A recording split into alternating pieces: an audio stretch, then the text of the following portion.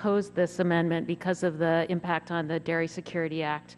In addition to serving on this committee, I'm honored to serve on the Agriculture Committee.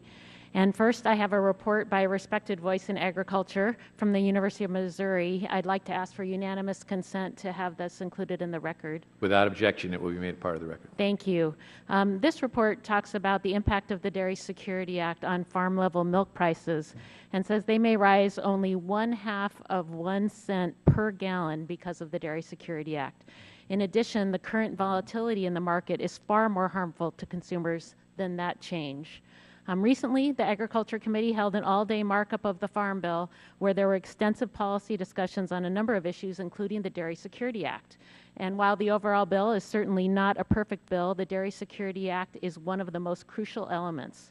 There's already been a lengthy debate about the need for new dairy policy, and that took place in the Agriculture Committee where efforts to remove the stabilization program failed, because an amendment that failed.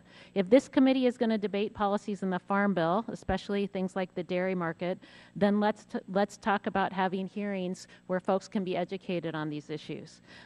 Let's also talk about other issues like cuts to nutrition programs like SNAP. Why are we implementing studies to determine the impact on a necessary stabilization program for dairy that's good for farmers and consumers, but not studying the impact that indiscriminate cuts to SNAP will have on children, working families, and our seniors?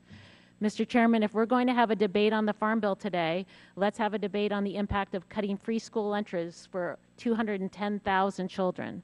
Let's have a debate on the impact that these cuts will have on over 50 million hungry people living in our country. This is not the time or the place for this debate. We should be working on issues relevant to the Judiciary Committee, like comprehensive immigration reform, updating the Electronic Communications Privacy Act, talking about the Marketplace Fairness Act. Our time would be better spent on these pressing issues rather than rehashing arguments from other committees. I urge my colleagues to vote no on this amendment. Would the gentlelady yield?